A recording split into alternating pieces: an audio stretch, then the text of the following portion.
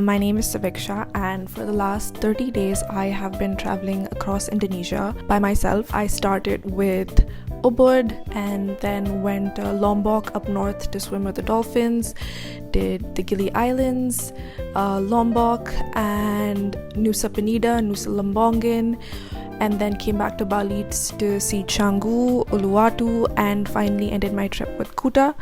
So it has been the best 30 days traveling, but there were a couple things I wish I knew before I started solo traveling about the country and also about solo traveling in general. So this video is going to cover everything you need to know before you solo travel to Indonesia or just travel to Indonesia in general. So yeah, let's get started. A couple things I'll be discussing in the video are average costs and budgets, so how I budgeted my trip, how much food, travel, and other miscellaneous things cost me. I'll be talking about must-visit places in Indonesia and places I personally felt I could have skipped easily.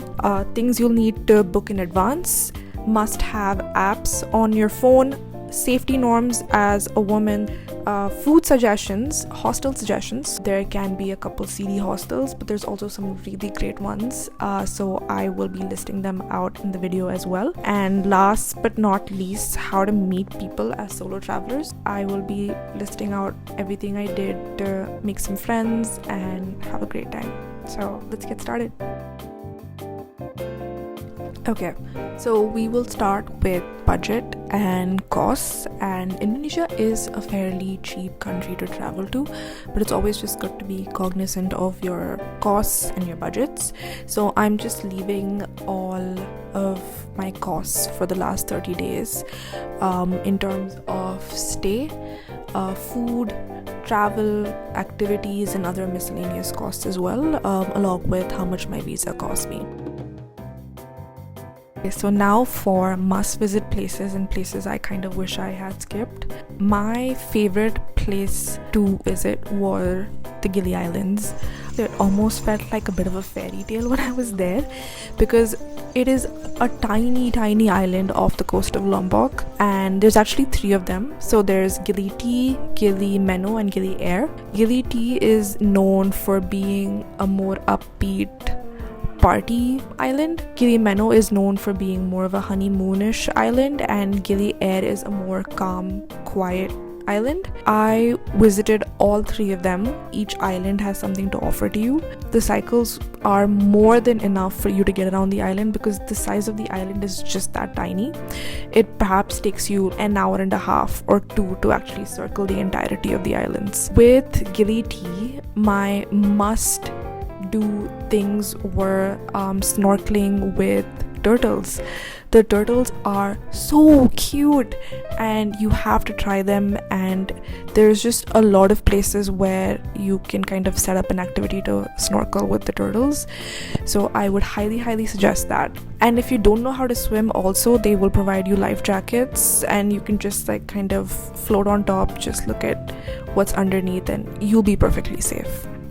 Another thing that I really liked about the Gili T was they have open air movie theaters, which is actually really cool because it's set right by the sea, and they play shows 7 p.m. and 10 p.m. So they play 2 shows a day and it's completely free of charge. Just the entire island kind of flocks to that area and watches movies, and it's just so romantic and so much fun. One other activity that I really enjoyed was going to Lavina Beach up north in Lombok to swim with the dolphins. We left Ubud at perhaps 3 a.m. and reached Lombok at maybe 6 a.m. It was absolutely worth it when we actually see like a dozen dolphins just swimming by us. It is fairly safe. The instructor with us was super friendly and he made sure that everything was up to the mark, and when you're underneath you can actually hear them make noises, which is so cool. I kept recommending this to everybody that I met while traveling. If you have time in your itinerary, I would definitely suggest spending just a couple hours going up north just to see the dolphins. So places that I kind of wish I could have skipped, I feel like skip is a very strong word, but I do feel like I wish I had known this before I did actually plan some of the things that I did. Was for Nusa Penida. Now Nusa Penida I was so excited to go to because it had a lot of those famous spots like Killinking Beach and Broken Beach and Angel's Billabong and all of that cool stuff. However, I was really glad that I had just stuck to a day trip for Nusa Penida because it is so crowded. While those spots are still very, very beautiful, you do have to fight through a sea of people to even actually look at the view. So if you're not someone who likes crowds, I would just suggest you can skip those, because beaches essentially are all across Indonesia. But if you also feel like it's something that you want to take off your list, then a day trip is more than enough for Nusa Penida. Also, another spot that I felt like was incredibly crowded were the underwater statues between Gili T and Gili Meno. This statue was actually really stunning, and it's made by an artist and was kind of put underground to kind of create a tourist spot. But it did feel like there were just 40 of us swarming on top of the statue trying to actually see the statue, because when you're kind of floating and like swimming, it's like almost like you're battling and pushing people away just to see the statue. Okay, so another must do activity in Bali at least is, if you can and if you are comfortable, try out the beach club if you have some good company with you. I met so many people at those parties or beach clubs that were actually by themselves, and these are women, by the way, who had a great time and made friends at the parties. It's also some experience that you will never be able to duplicate in another city. Like a party in your home city is just not going to be the same because you're with people from across the world. Okay, so now for activities, how you can book them. Do you have to book them in advance, or can you just wing them and book them on the day of? There are a couple apps that you can use to book your activities. One of them is Klook and the other one is Get Your Guide. But if you are staying at a hostel, I would also suggest comparing costs with actually speaking to your hostel and finding out a local who's also providing that service. So if you feel like you get a better deal, always talk to the receptionist at the hostel. If you are planning on visiting the neighboring islands like Gili, Lombok, Komodo Islands, or Nusa Lembongan and Nusa Penida, then you will have to book ferries. And these ferries, it's just better to book online. There's an app called 12Go or 12Go, I'm not sure, where you can book these ferries for exactly the same price as perhaps the harbor. That is something that you will have to book in advance to just ensure that you get tickets and the ferries are not completely booked. Okay, so now to talk about some of the apps that you'll be needing when you're traveling in Indonesia. So in terms of travel in and around Bali can be really, really cheap because of these systems called Grab and Gojek. So it's essentially like a taxi hailing service, but it's not just cars, it's also bikes and scooters. When you kind of hail a scooter or a bike on the Grab or Gojek app, it is so cheap. So in Indonesian currency, it would probably come up to 18,000 or 21,000 max for you to go from one place to the other. Another service that you would be needing is, like I already mentioned, Get Your Guide, Klook. Here you can book activities with local guides. You can also book tickets for certain events. So some other features that I also found helpful that were on my phone were like Google Translate. Although everybody does speak English and can kind of understand what you're saying, there are some people or certain locals that don't understand English, and just to get by, I would just quickly pull up Google Translate. Another service that I found really, really helpful was either booking.com or Hostel World. When I had it on my phone, I would literally book the accommodation the day before, sometimes even the day off that I needed the accommodation, and it was a super seamless experience. Okay, so now my favorite topic of the video, food suggestions. Indonesia had some of the best food that I've ever had in my entire life. The food scene over there is just insane, and I think it has a lot to do with the kind of produce that they have. Fruits and just about everything just tastes so much better. A couple suggestions that I have is definitely try out the local food. There are these local eateries in Indonesia called warungs, where a meal will cost you 35,000 to 50,000 Indonesian currency. Bali also has a really good brunch culture going on for itself, especially in Canggu and Ubud and Uluwatu. So I thoroughly enjoyed the brunch places that I went to. Some of them that I recall being absolutely amazing were Copenhagen and Cafe Crate and Brunch Club. So these were some of my favorite places in Canggu going for brunch. Okay, so now we're going to talk about hostel suggestions. During my 30-day trip, I developed a really freaky habit of getting FOMO for hostels. Like, I wasn't scared to miss out on destinations or experiences, but I had fear of missing out on the best hostel that I could get for a particular price at a particular place, and it was driving me insane, which also meant that I would try out just about all the good hostels in that area. So I have kind of figured out exactly what are the nice hostels. I also think it depends on where you're at during your trip. Do you prefer a more quiet hostel, or do you prefer a more quote-unquote party hostel? Do you want it to be slightly more luxurious with a pool, blah blah blah, or do you want to cut costs and kind of stay at a budget? But I'm just listing out what I felt most comfortable with. Every hostel I stayed at, the charges were less than or equal to 200,000 in Indonesian currency.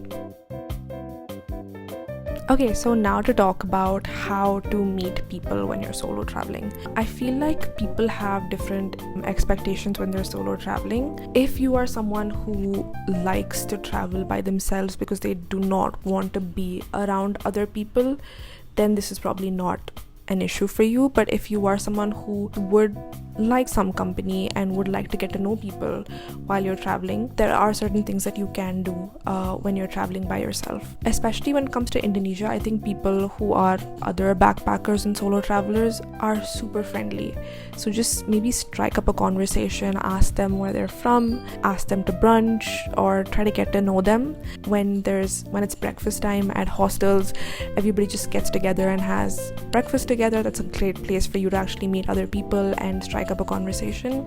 Another thing that I did do was there was a group on Facebook called Solo Travel Girls in Bali, Solo Girls in Bali, or something of that sort, where it's a community of solo backpackers in Bali, and you can essentially meet other people who are also traveling and make connections that way. If you ever book your hostel on Hostel World also has an interface where you can communicate or chat with other people who are staying in your hostel. So whether it's perhaps booking activities together or finding out who else is staying at your hostel from even your own country or other countries, it's a great way to actually network and meet other people. When it comes to solo travel, the opportunities of connecting with other people are actually endless, and most travelers are incredibly friendly. So now to talk about certain safety norms or precautions you can take while you're traveling alone as a woman. For the most part, I faced absolutely no issues traveling alone as a woman, but there are certain things that you can keep in mind to avoid any sort of uncomfortable situations. One was when I was in Gili Air. I was with a friend, and we could have easily avoided going out past 10 because most of the island just tends to shut down. I mean, this isn't like a safety for women thing, the entire island just tends to shut down past 10, unless there are of course parties going on at some parts of the island.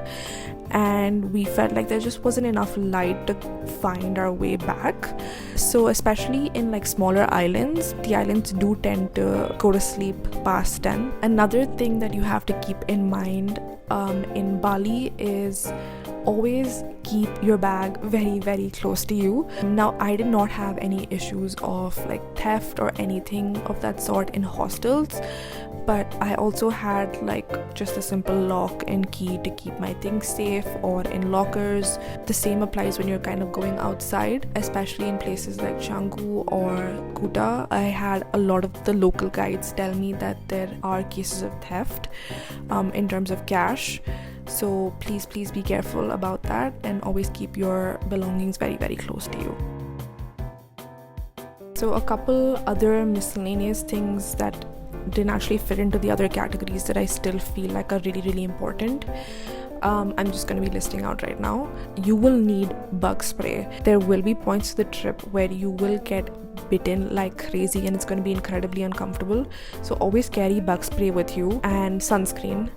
I personally felt like sunscreen was more expensive in Indonesia, so I had just taken like 3 bottles of sunscreen, and still that was not enough, and I ended up purchasing more sunscreen. Another problem that I faced was motion sickness. So I always had tablets of motion sickness with me, just to ensure that I don't ever feel like nauseating or like I want to puke while I was traveling in the islands. So you can always get that in your local pharmacy or anything of that sort. While you're traveling, you are going to get injured. It's part of the trip, it's part of the experience of traveling by yourself, it's part of backpacking. So always carry a first aid kit with you, whether it's a bruise spray or band-aids or just some paracetamols that you always have for yourself.